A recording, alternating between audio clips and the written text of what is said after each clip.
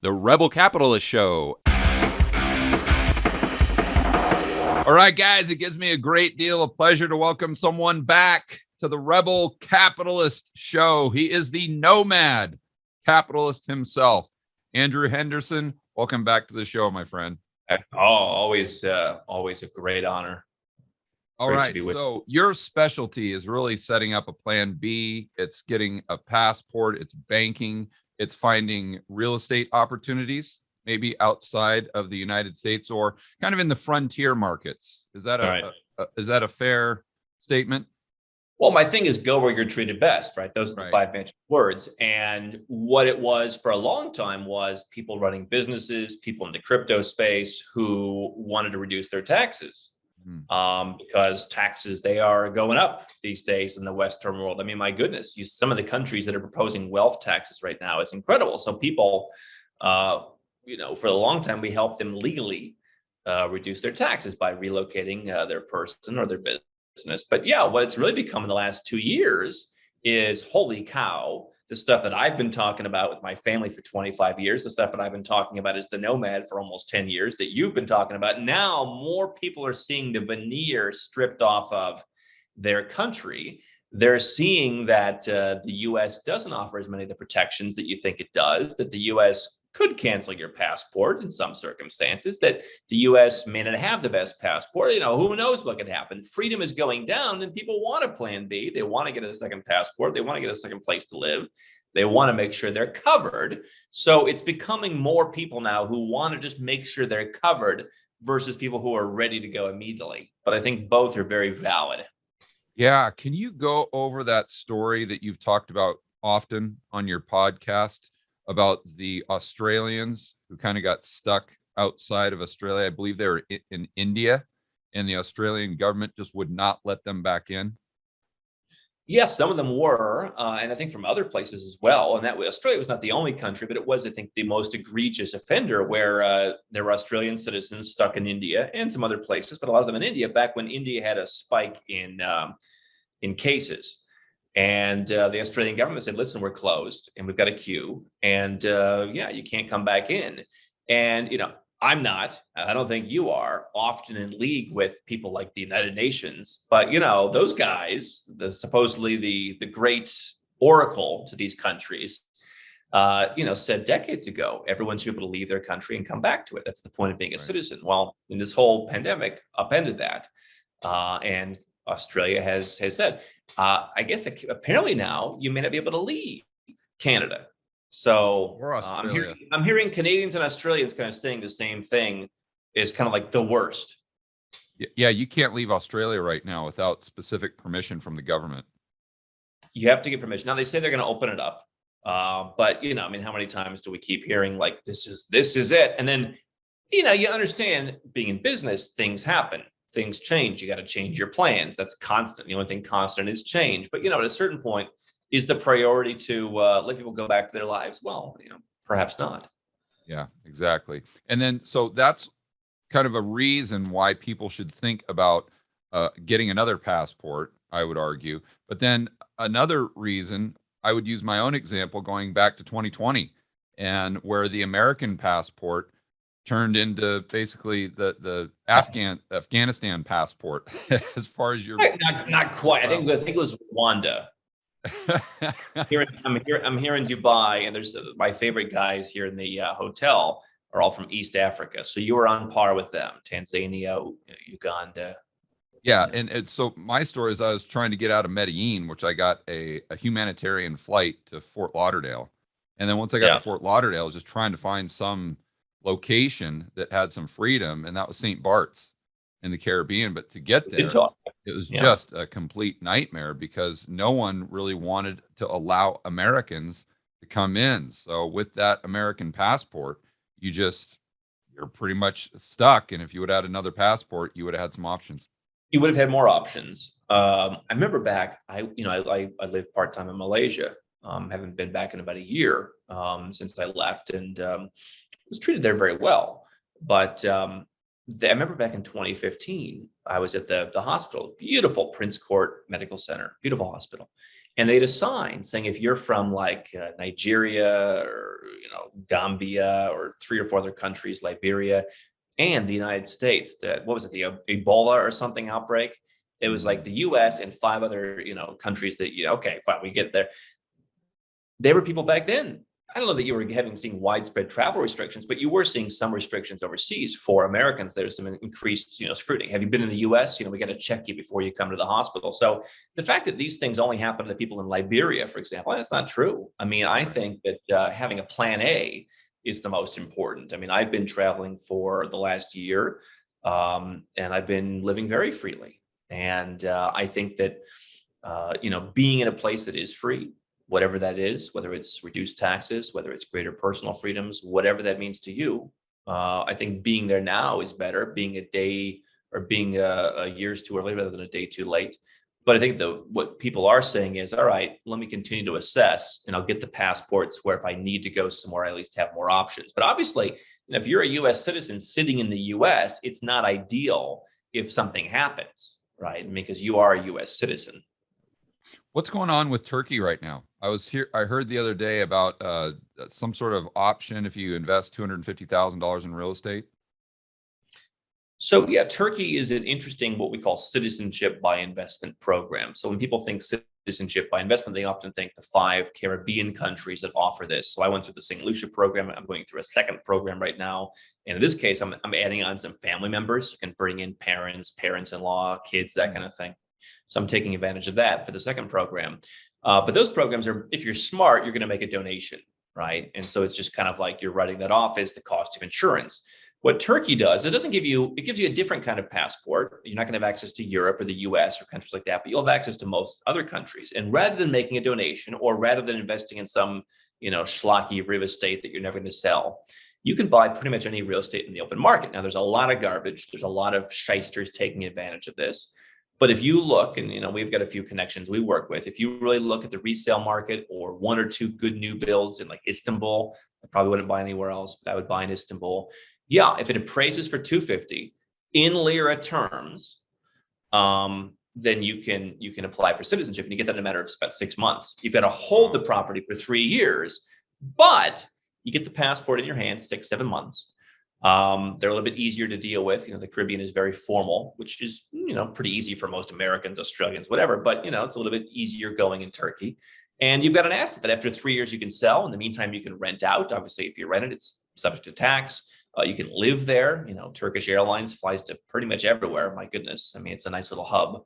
So that's an alternative to the donation approaches of the Caribbean, Vanuatu, North Macedonia, et cetera, for someone who doesn't want maybe the best passport, but wants something in an alternative kind of uncorrelated country. It's worth considering. What visa-free travel does it offer? Like, what are the main countries that where would give that benefit? Yeah, so I've labeled passports as tier A, tier B, tier C. Tier A is you can go to the US and then generally, Australia, Canada, New Zealand. Those are the toughest ones, right? So only like the best 35 or 40 passports get access to all 4 of those countries. Tier B would be like you can go to the European Union, the Schengen area, right?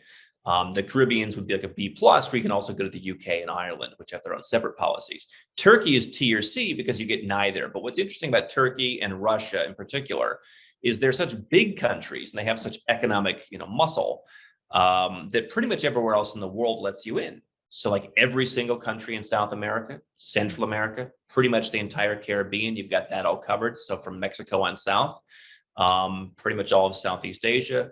I think you add Japan. So you're getting countries that like most other second passports wouldn't get you. You're getting the Thailands, the Paraguays, the Mexicos. You're getting the Balkans, which has been a very open part of the world recently. So you can go to the Balkans. So I would say it's a lot of the world except for the West. And so theoretically, what some people do is they'll say, I'll get the Caribbean one, which has the European access in the UK and all that. And I'll pair that with Turkey and I'll do a 2-for-1 and I'll get myself pretty well covered. Yeah, that sounds great. So what are the details with the Maltese passport right now? I guess my question, because that's kind of a tier A, but I know that was changing. Well, so yeah, there's a couple programs in the European Union. Now, some people could look at that as a pro, some people could look at that as a con. My recent thoughts, having just been in the EU for about 10 days, are if you want to live in the EU, I think it's worth having. So I think when you look at this kind of global tax harmonization stuff that may be coming on the personal side, you'll be able to get away with some of the great tax incentives if you live there. You won't pay zero, but maybe you can pay relatively low taxes.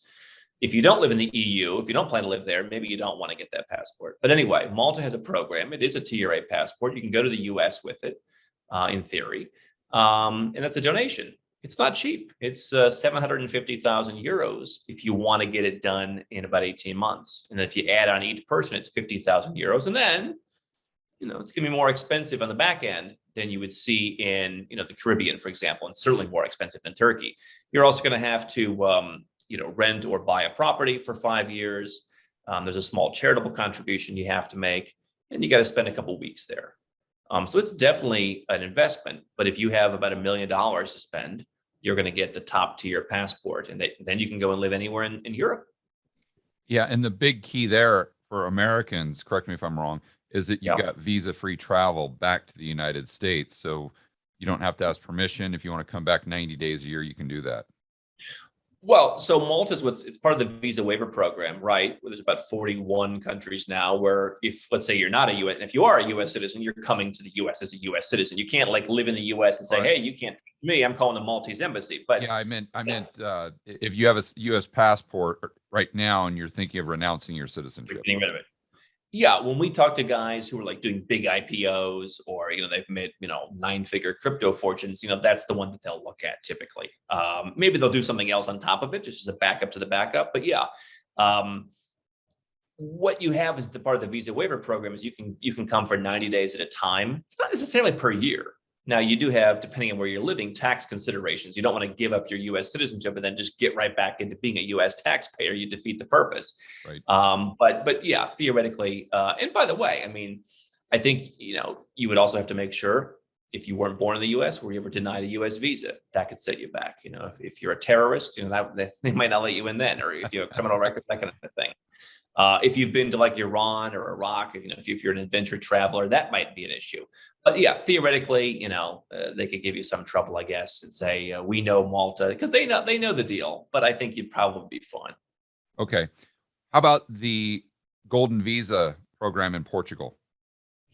Well, that's changed. And I think as we're sitting here, you're probably too late to fall into the 2021 rules. But that's been very popular. I think Americans are the second most popular nationality right now behind the Chinese, which they weren't even in the top 10 recently. What Portugal does is it allows you to get citizenship in Portugal and by extension, the EU. Again, could be good or bad. You're going to need to learn a little bit of Portuguese. But you've got, let's call it 9 months to process, 5 years to wait, and probably another 1 year to get your citizenship. So you've got some time to learn it.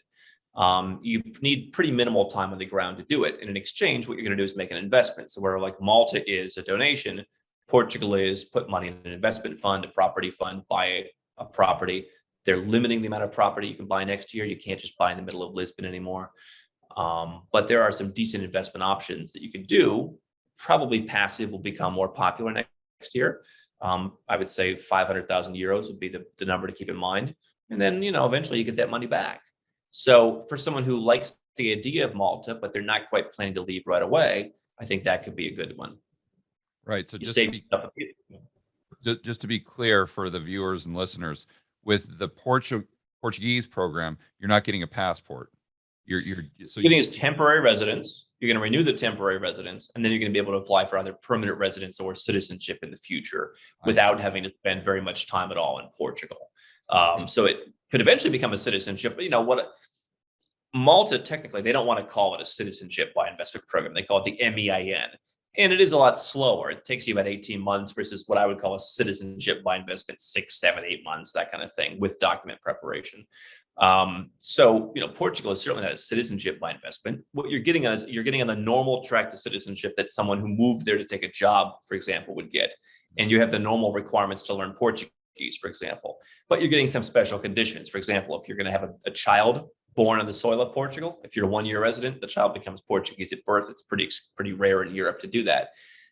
You only need to spend about 7 days there on average to become a citizen. So where someone who has the job needs to spend the majority of the year there, you're only about a week a year. So you can continue your lifestyle somewhere else while working towards that citizenship. And then whenever that investment can be cashed out, you can get your money out of it. Okay, got it. I know you talk a lot about Georgia, the country, not Atlanta. And can you give us kind of the elevator pitch for Georgia and why you like it and why you've talked about it so much over the past, call it 3 or 4 years? Well, I mean, Georgia has a good tax plan. For someone who's watching, we talk to 7 and 8 figure entrepreneurs. But if you are, let's say, a freelancer, if you're a remote worker, you can go there. They've got a very interesting, for many types of people, 1% flat tax. So you can pay basically 1% on your salary up to about $150,000 a year. Very good tax policy overall. If the money's not made in Georgia, generally not taxed in Georgia if you have investments in other countries, for example. Very affordable. Easy to make friends, very genuine people, beautiful nature. I mean, you've got the seaside, which is probably not the best, but you've got mountains, you've got skiing, you've got wine country, you've got a lot of different things. Listen, I think that Tbilisi is probably suffering like some cities are, a lot of cities are right now in terms of a little bit of blight in the city. They've been making some improvements, but I think it's a country that's been headed in the right direction. Low taxes. They've got to actually vote to raise taxes. So it's not a matter of, the government just says, hey, we're going to vote. No, the people need to vote. So no place is perfect, but they are beating the US in a lot of the economic freedom rankings. And that is coming from nowhere 20 years ago, which you have to respect. Yeah. And didn't you say there was something unique about their banking system, that it was either outside of FATCA? I don't recall specifically, but there was something that made it have more privacy. Well, the other thing is, so if you're an American, that's not going to work. Any bank worth its salt is part of what's called FATCA. They report your account, and you're required as an American to report your foreign bank accounts under almost any condition. And an FBAR form, just to be clear, yeah. Yeah, there's a couple of things you may need to do. Including, by the way, if the account's not in your name. I mean, they've figured out all the tricks people use, right? I mean, so if you have an account, it's reportable. And it's not just banks, it's brokerages, all that. So Georgia has some good banks. They require relatively low minimums. TBC is not as good as it used to be, but Bank of Georgia has some decent offerings. Other smaller banks have some decent offerings.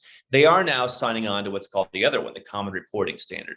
So they are now getting onto that, where let's say you are Belgian and you're living in Singapore, they would want to, both those countries, Belgium and Singapore, will report your accounts between each other. Georgia is now joining on that. Now, Armenia to the south has yet to join that.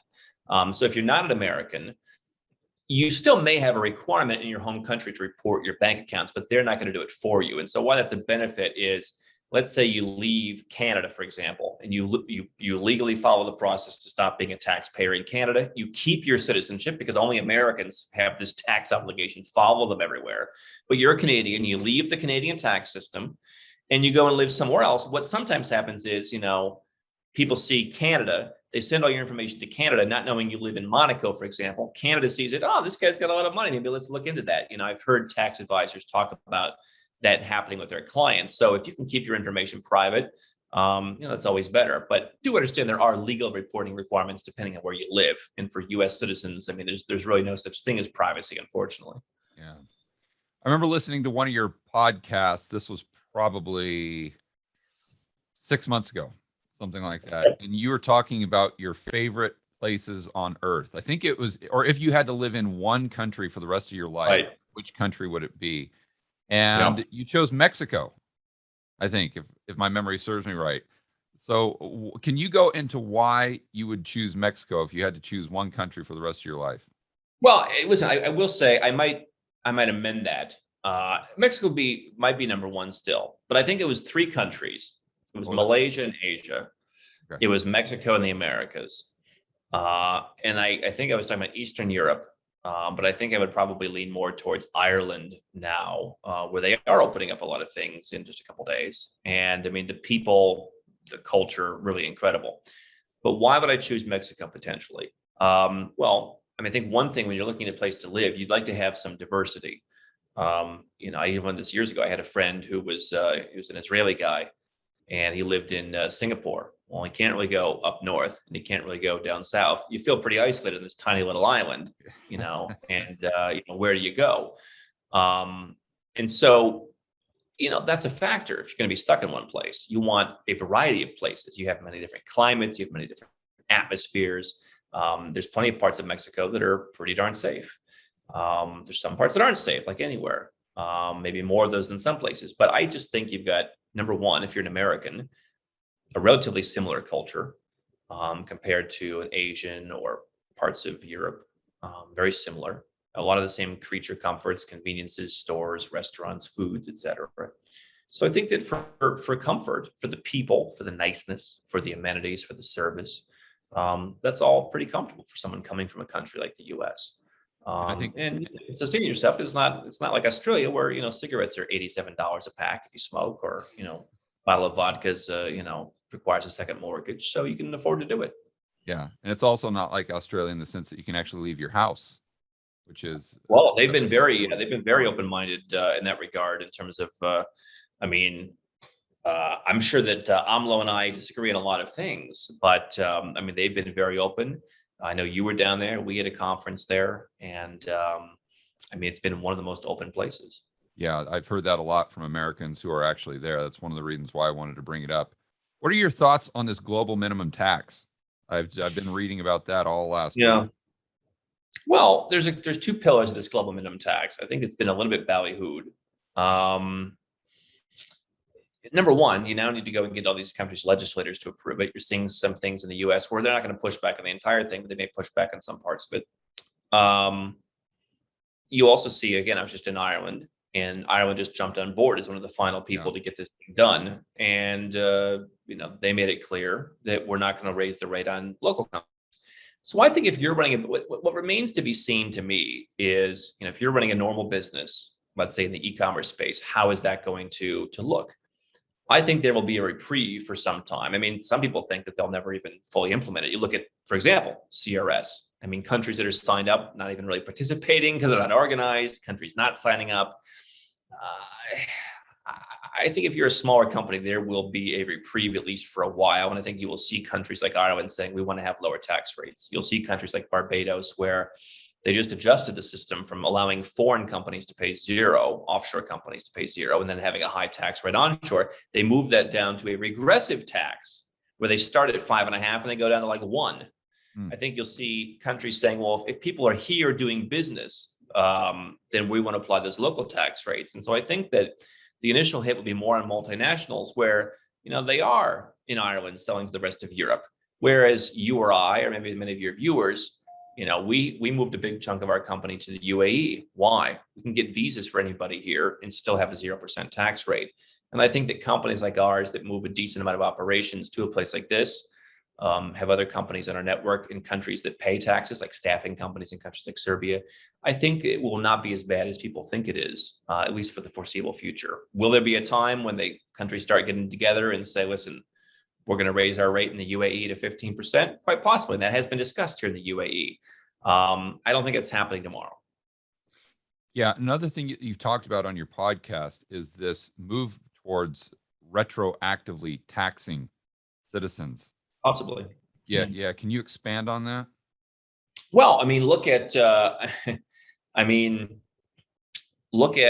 what happened with Trump tax reform in 2017. I was talking to Doug Casey about this at our conference, and he was like the first guy I've talked to who said, no, I know it was bad for people who are expats.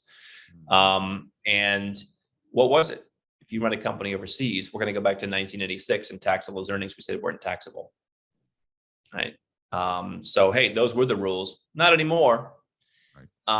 And it was dressed up as, hey, you can pay this great lower rate and you can bring the money back. Well, I don't invest in the United States by and large. So that's not a great deal for me. And so I think that you've looked at then thereafter, California, they're not as conservative as Trump. They talked about, hey, if you move out of the state, let's go after people. Right. Let's say we're talking about going back 10 years. And what do you think about the unrealized capital gains tax? Do you think that's something that we'll see in the United States? Well, they want you to see it. I guess the good news right now, and that we've been talking about on our YouTube channel, a Nomad Capitalist, is Biden's support is going down. So what does Biden need to? What is the horse trade to to get parts of the agenda done before the midterm elections. But I think they certainly want to do it. Listen, I have never seen, now, I'm not 80 years old, but I've been following this stuff since, as I said, I'm 12, 13 years old. In some way, I have never seen more clamoring in more places for a wealth tax and for coming after the rich. And it's always about Jeff Bezos and his space shuttle and, all that kind of stuff. And so I think that they definitely want to push it. Number one, a wealth tax. Elizabeth Warren was on, I think, CNBC, cackling about how sure it didn't work in France because they can move to Belgium. Our citizens can't move. They're subject to our taxes no matter where they live. I mean, they're not even hiding anymore, right, George. It's just like, yeah, we know we've got you. And then, by the way, and then you want to come back for a vacation and they'll close the border. You can't come back, right? So I think that's a very real possibility where it's just, every year, what are your capital gains on paper? Just pay us on that. I don't know how it's going to work, but guess what? Again, even under the Trump tax reform, the goal was, hey, let's get Apple and all these other big companies to bring their money back. And it turned out that, you were reading the Wall Street Journal next year that some guy who owns a print shop in Sussex, the UK, who has a US passport, he had to cash out all of his money at a great penalty to pay this US tax. I mean, they don't think this stuff through, George. So, I'm sure it'll be implemented poorly. And then when your crypto goes down 50% next year, they won't know how to repay you. Yeah. I think that and wealth tax are probably two of the biggest threats. Regressive taxation, I think they'll have potential forms of it. That's harder to do. By the way, they have said it's constitutional, but unrealized, I think, is a bigger threat. Yeah. Let's go back to real estate for a moment.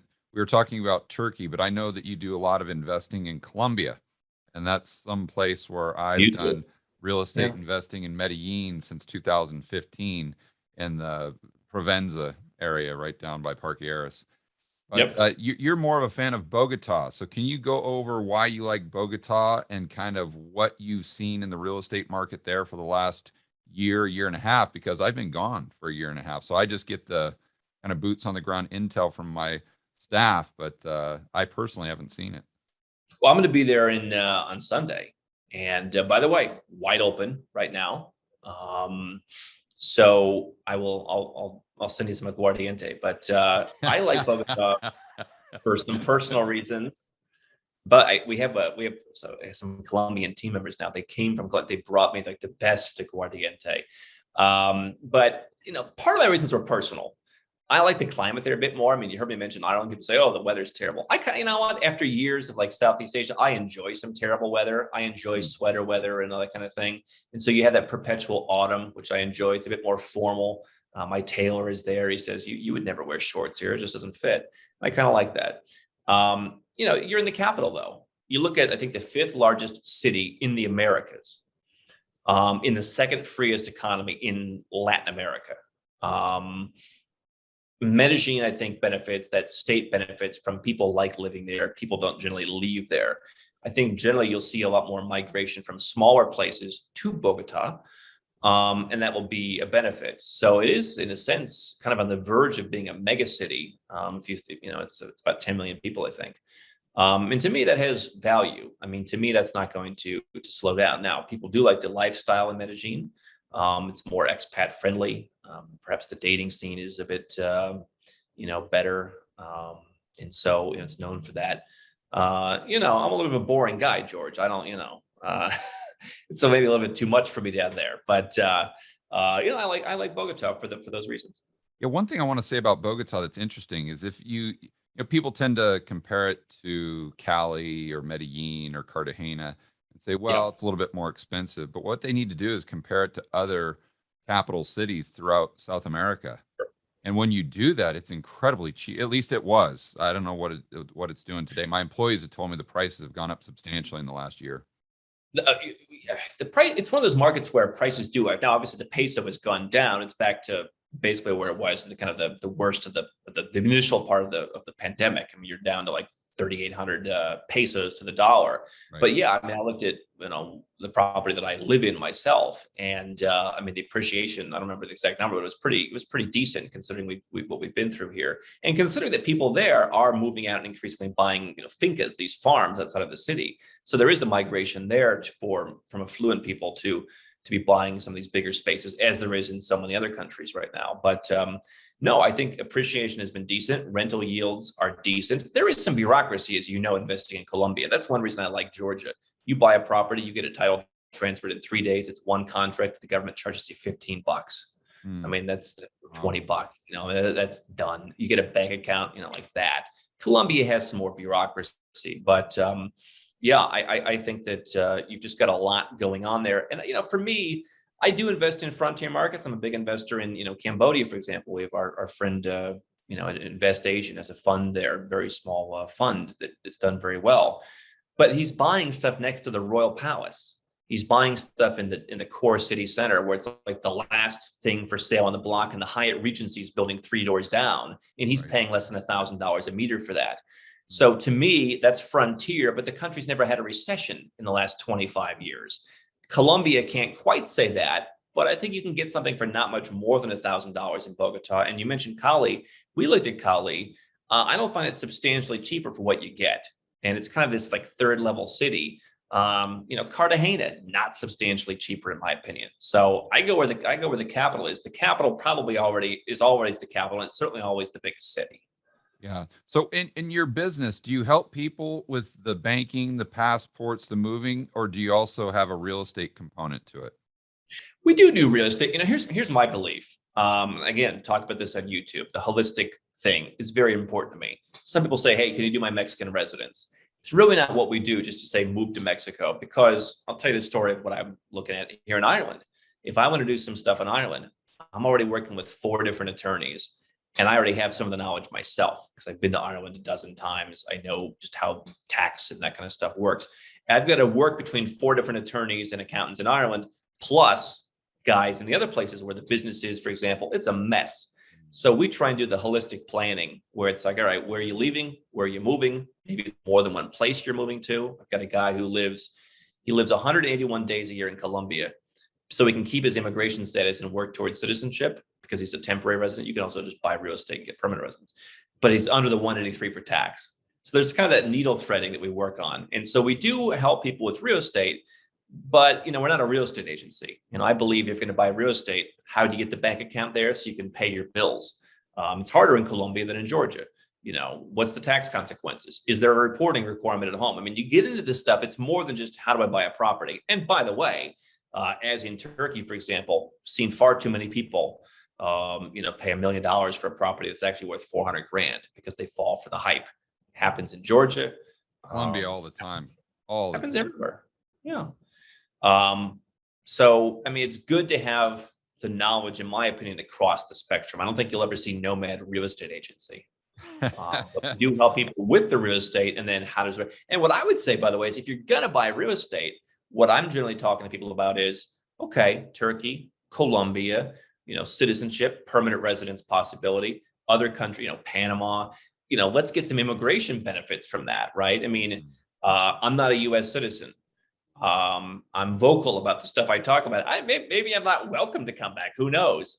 Do I want to buy rental property in the US in a place that I can't visit, in a place that I don't have some kind of access to? Yeah, it's much less appealing to me than when I was a US citizen. So if you're going to buy the property, why not get the free immigration perk as part of your plan B, and to make sure you can manage the property? Yeah, it makes a lot of sense. I think probably the most real estate research you've done is for yourself. Maybe not nomad capitalists. I know you're a big real estate guy. Well, yeah, I remember I saw this Kevin O'Leary on Facebook the other day, and I remember he was one of the guests when I first started this. I said, I'm going to be this nomad capitalist. Like, I just came up with this name, nomad capitalist. I said, I'll do a podcast, and maybe I could interview guys like Kevin O'Leary, because I'll just be doing this stuff for myself. And I said, maybe I'll be on some show talking about, you know, Vietnam or something. And it turned into other people saying, you know, hey, I can't find anybody in Vietnam or Cambodia or Colombia to return my calls. You know, can you help me? Can you help me with my taxes? And so, you know, I've been through it myself. I love it. I would be doing it whether it was a business or not. All right, buddy. In the sake of time, we'll go ahead and leave it there. For my viewers and listeners who want to find out more about what you do, where can they go? So the YouTube channel, you're big on YouTube. So we're on YouTube at Nomad Capitalist. We've got 1,500 videos. So lots to learn about. Nomadcapitalist.com. We've got about 1,500 articles. And then I wrote a book on Amazon called Nomad Capitalist, and we just published an update to that about a month or so ago. And so that's like 400 pages of stories and experiences and ideas and things you can do. And once you've done all that, we work with people one-on-one to put together and implement their plans. And so you can learn more about that at nomadcapitalist.com also. But I always think it's good because there's so many different elements involved in this stuff. It's not like just buying rental property in Indianapolis where you kind of know the deal. I would suggest watching the videos, getting a feel, reading the book, spend $10, whatever it is, before you really dive into doing it to really understand what you're getting into, because there's so many misconceptions out there. And I can't suggest the podcast enough either. People if you're a podcast person, you got to check out your podcast. It's 7 days a week. And we put out some of the content. It's not fluff. Well, I appreciate that. Yeah. So the podcast, for people who like to listen in the car, you can find us wherever fine podcasts are sold. All right, Andrew. Thank you again for your time. Can't wait to do it again soon. Always good to see you, George. Hi, guys. I'd like to invite each and every one of you to the next Rebel Capitalist Live event. If you are a fan of the Rebel Capitalist show, I guarantee you will love the live event. The next one is Houston, where you can meet and listen to speakers, all your favorites from the Rebel Capitalist show. People such as Dr. Ron Paul, Chris Cole, Lynn Alden, just to name a few. If you want to check out the rest of the speaker list and find out how you can attend, we'll put a link in the description below, or you can just go to rebelcapitalistlive.com. This is an event where you can learn to build wealth and thrive in a world of out-of-control central banks and big governments. But it's not just about building wealth. It's about increasing your freedom and networking with like-minded individuals, fellow rebel capitalists. It's an amazing event. I know you'll absolutely love it. Check out rebelcapitalistlive.com, and I will see you in Houston.